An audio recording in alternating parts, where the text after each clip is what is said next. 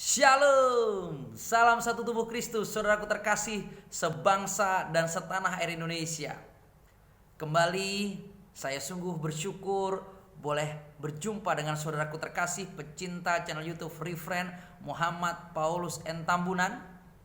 Dan juga untuk Anda seluruh pemirsa channel YouTube saya, baik yang baru pertama kali menonton channel YouTube ini dimanapun Anda berada. Saya senantiasa berdoa Anda tetap sehat, tetap kuat, diberkati, dan boleh diselamatkan. Kasih karunia Tuhan turun atas setiap kita.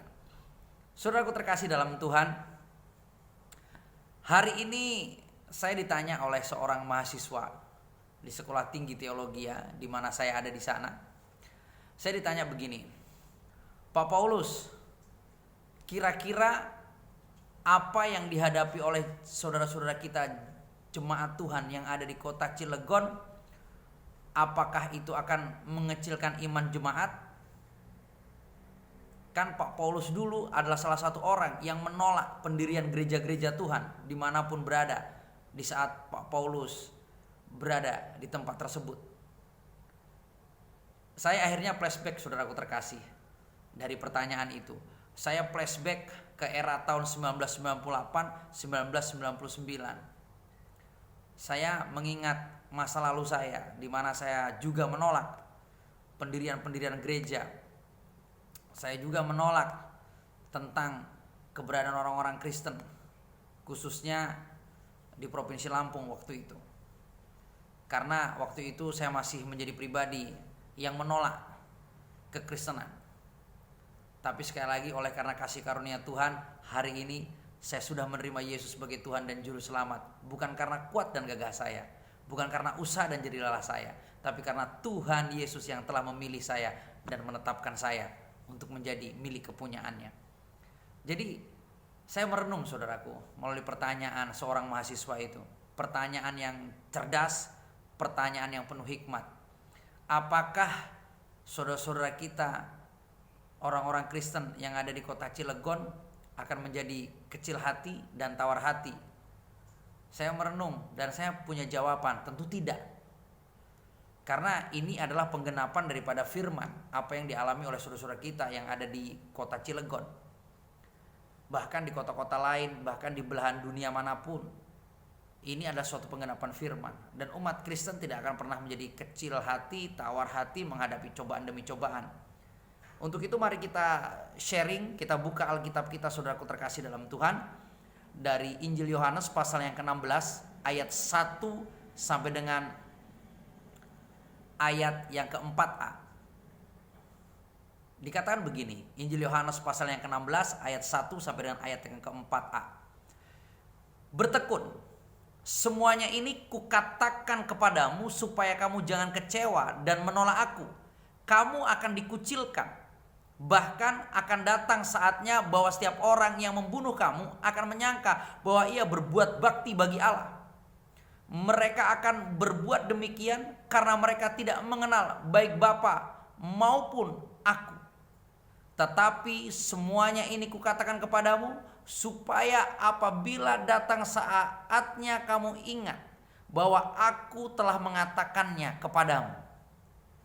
Jadi saudaraku terkasih dalam Tuhan, penonton channel YouTube, terutama untuk saudara-saudaraku yang bukan orang percaya, yang bukan orang Kristen. Jika ada di antara penonton channel YouTube saya adalah saudara-saudaraku kaum muslimin dan muslimat, saudara-saudaraku yang beriman percaya kepada Sang Buddha, yang Hindu dan Konghucu atau yang lainnya, saya mau katakan saudaraku, orang Kristen tidak akan pernah patah semangat. Orang Kristen tidak akan pernah hilang imannya. Orang Kristen tidak akan pernah takut menghadapi yang namanya pengucilan. Bahkan saat aniaya itu datang, sampai dengan dibunuh karena iman percaya kepada Yesus. Jadi Tuhan sudah mengingatkan 2000 tahun yang lalu bahwa akan tiba satu waktu di mana kami orang-orang Kristen akan dikucilkan. Bahkan akan datang saatnya bahwa setiap orang yang membunuh kami akan menyangka bahwa ia berbuat bakti bagi Allah. Jadi kami sudah siap secara iman, saudara. Bahkan mereka yang mengucilkan kami umat Kristiani, yang menganiaya dan membunuh kami umat Kristiani, mereka menyangka bahwa mereka berbuat bakti bagi Allah, Allah yang mereka percayai. Tapi mereka salah, saudaraku. Tapi semuanya itu adalah penggenapan daripada firman Tuhan. Jadi kalau ada orang Kristen dianiaya, percayalah saudaraku, orang Kristen tidak akan pernah terus kehilangan iman, tidak akan menjadi takut dan tawar hati. Justru orang yang menganiaya orang Kristen lah yang harus takut. Orang yang mengucilkan orang Kristen lah yang harus takut. Orang yang membunuh orang Kristen lah yang harus takut. Kenapa? Karena orang Kristen tidak akan membalas, saudaraku. Karena pembalasan daripada manusia itu sangat terbatas. Tapi kalau Tuhan sudah turun tangan yang membalaskannya, wow, itu maha kuasa, saudara.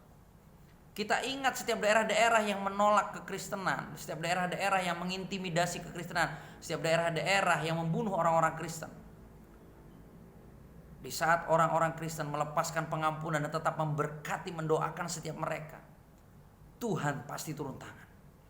Bencana, teguran daripada Tuhan akan melanda daerah tersebut. Tapi kita berdoa, saudaraku, hari ini bukan bencana yang melanda kota demi kota, daerah demi daerah yang menolak kekristenan, yang menolak pembangunan bait Allah, gereja Tuhan. Tapi yang kita doakan adalah kiranya Tuhan melepaskan shalom, melepaskan damai sejahtera, melepaskan rohnya, sehingga hujan lawatan, hujan pertobatan terjadi. Jika hari ini Cilegon yang menolak kehadiran gereja, kita doakan terus Cilegon. Kita lepaskan shalom, shalom, shalom atas Cilegon. Sehingga akan ada lawatan besar terjadi di Cilegon. Bukan kebinasaan, tapi keselamatan daripada Tuhan. Ada lawatan, ada keselamatan, ada sukacita dan damai sejahtera. Sehingga Cilegon akan menjadi kota yang memuji dan menyembah Tuhan. Kita terus doakan, saudara. Jadi apa yang dihadapi oleh saudara-saudara kita di Cilegon menuntut saudara-saudara kita yang di Cilegon untuk semakin bertekun di dalam Tuhan, untuk semakin berseru, semakin berserah dan semakin berdoa kepada Tuhan.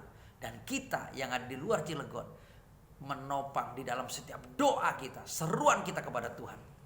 Kiranya hujan lawatan, hujan pertobatan, shalom yang daripada Tuhan melanda Cilegon dengan bersegera. Percayalah saudaraku, bukan hanya kita yang membela diri kita, bukan hanya Tuhan saja yang membela diri kita atau dari golongan kaum kita, tapi Tuhan akan menggunakan saudara-saudara kita sebangsa dan setanah air Indonesia di dalam wadah hablum minanas itu. Saudara sesama manusia itu akan membela kita. Saya sungguh bersyukur jika hari-hari ini melihat di beberapa channel YouTube, di beberapa channel TikTok, di beberapa channel Facebook, saya boleh melihat saudara-saudara kita kaum muslimin dan muslimat yang benar-benar pribadi yang hidup di dalam keislaman yang sempurna, memiliki hablum minallah dan hablum minanas yang sempurna. Mereka menyokong kita, mereka menopang kita, bahkan mereka memberikan dukungan kepada kita umat Kristiani yang ada di kota Cilegon secara khusus untuk boleh memiliki tempat ibadah. Dan saya yakin dan percaya masyarakat saudara-saudara kita yang di kota Cilegon adalah masyarakat yang memiliki hablum minanas yang baik sekali. Mereka adalah orang-orang yang menghargai saudaranya sebangsa dan setanah air Indonesia, yang tidak memandang rupa dan agama apapun. Karena kita berbineka tunggal ika, berbeda-beda tetapi tetap satu jua, Indonesia. Kita mungkin tidak bersaudara secara agama, tapi kita bersaudara sebagai warga negara kesatuan Republik Indonesia. Jadi saudaraku terkasih dalam Tuhan, saudaraku umat Kristiani yang ada di kota Cilegon, semakin bertekunlah. Mari kita bawa seruan kita kepada Tuhan. Kita terus lepaskan pengampunan dan shalom kepada saudara-saudara kita, masyarakat Cilegon dan Cilegon secara menyeluruh. Kami topang selalu dalam doa dari kota demi kota kami, dari daerah demi daerah kami.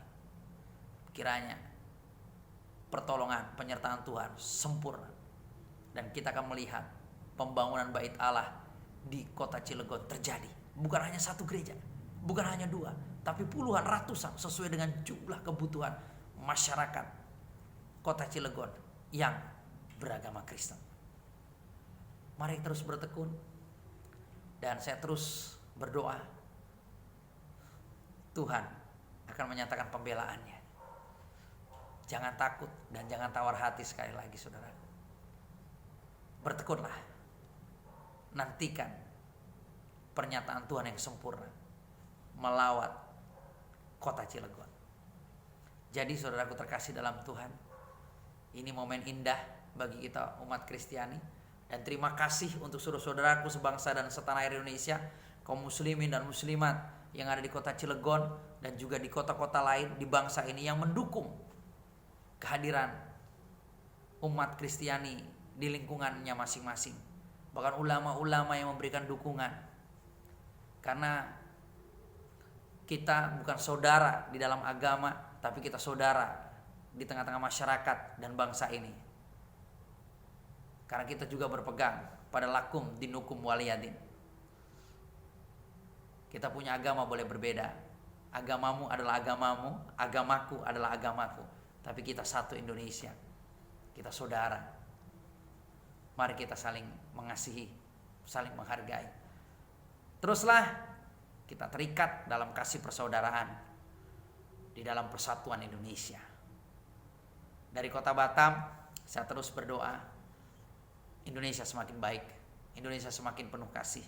Pemimpin-pemimpin kita pun semakin bijak menyikapi segala sesuatu, dan aparatur sipil negara semakin menghargai sumpah jabatan demi sumpah jabatannya, yang tidak membela kelompok atau golongan, tapi berdiri di atas NKRI, Pancasila yang berketuhanan Maha Esa, Bhinneka Tunggal Ika. Jangan mau dipecah belah oleh segelintir kelompok atau golongan. Banyak sekarang yang berjubahkan agama, tapi sesungguhnya mereka adalah orang-orang yang tidak mengingini kedamaian bagi bangsa ini. Saya membaca beberapa tulisan teroris berjubahkan agama setiap akan menjelang pemilu. Di dalam 3 periode pemilu terakhir ini selalu muncul. Saya hanya berdoa, semoga belas kasih Tuhan turun atas orang-orang yang merancang ketidakbaikan atas bangsa ini, dan pembelaan Tuhan turun atas bangsa ini. Kita terus berdoa untuk presiden, wakil presiden tetap sehat, tetap kuat, dan juga kita berdoa untuk wali kota dan wakil wali kota Cilegon untuk ingat sumpah jabatannya, mengabdi kepada bangsa dan negara, dan tidak memihak pada kelompok dan golongan manapun. 6 agama sah di Indonesia, sehingga beliau akan berperilaku adil. Damai sejahtera daripada Tuhan melawat wali kota dan wakil wali kota Cilegon dan seluruh muspida yang ada di sana. Salam damai, tetap bertekun. Salam kemenangan. Tuhan Yesus berkati. Shalom.